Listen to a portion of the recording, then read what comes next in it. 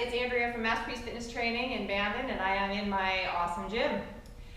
Today's obstacle course race training workout I think is a pretty good one. The first one starts out with some grip strength stuff, which of course is always good for training for an obstacle race.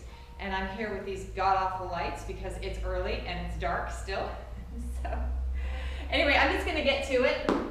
What we're gonna do is 10 repetitions, so put enough weight on your machines or whatever you're gonna use so that 10 takes you a little bit to fatigue. I have pairs, and what I did was I did my 2 pairs and 3 times, then took a little break, went to the next pair, took a little break, went to the next pair. So I have 3 pairs. This first pair starts with what I call a fisherman. And what you're gonna do is hold on to your rope, and it's kind of like a pass. I actually kind of throw it and pass it. And I'm doing a nice squat form. I'm pushing, in a way, I'm pushing my hips back. So I'm still thinking about my posterior chain. Nice core work, nice pulling strength. Work on that grip. Make this heavy enough that you get some work out of it by 10 reps. You'll even start to feel your legs a little bit. Okay, I'm not counting, I'm just gonna show you. So 10 of those. Then you gotta put this back into its normal position. Probably add some weight. Well, you'll need to add some weight to make it work for you. Again, I like to practice gripping this so I don't pinch the pinkies. That's what I tell people, in a way that you're actually trying to make it stay in your hands without sliding. And of course, depending on your weight, it will slide. But I'm trying my very best to not let it.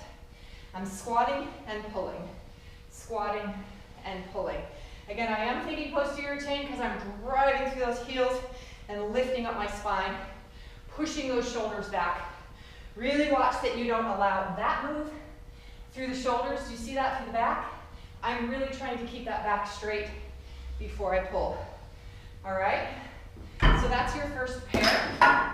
And then I'm just gonna turn us around this way to my next pair. And this one I call a jammer. And I just use my 45-pound bar with the plate on it. And so again, I'm gonna have a weight on here that I feel like I can do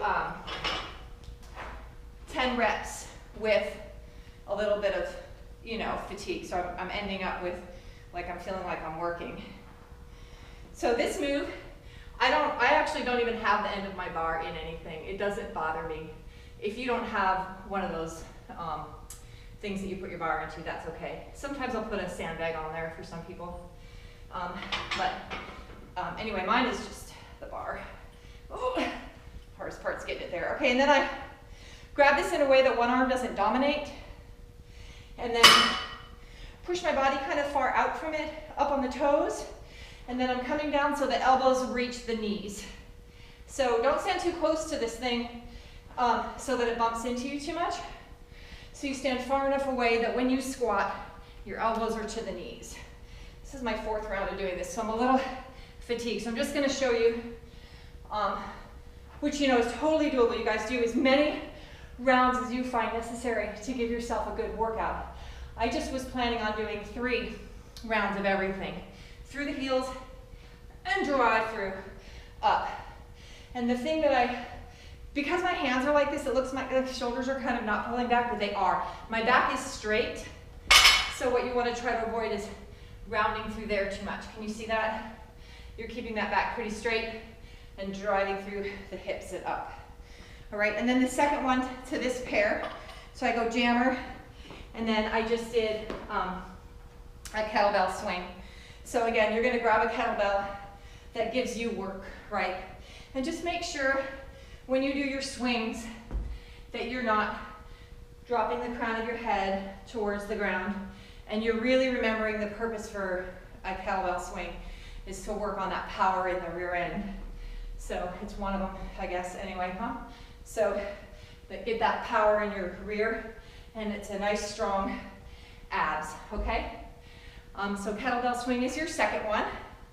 So isn't that cool so far? So you got some grip strength with the first one with the cables, and this one with some pushing strength, lots of core strength, especially if you have some weight on that bar, and some pushing with the legs. And okay, and then the last one that I have, I'm just gonna move us over here to the cable, and I just have a chest press with the cables. And remember your good form with your cables. Your arms are your elbows are at a 90-degree angle. Then not here, okay? You're gonna miss it if you're there. Elbows are out, push, pull it out. Then you get some pec work. If you're dropping in here, you're missing the pec work. You're missing a lot of it anyway. All right, so pushing through here. Give yourself the range that you're comfortable with. It doesn't have to come all the way back, but if that's what you can handle and you want to work on that, just watch your own body. Just be safe. But a chest press with the cables. And then the last one, going out of the camera for just a second, the last one is your sled push. So you'll push your sled. What I do sometimes when I don't really feel like using this, well, I always feel like using the sled, but sometimes I just want to change it up and I'll get on the bike just to use my legs in a different way. And it also can be great work for my heart, right?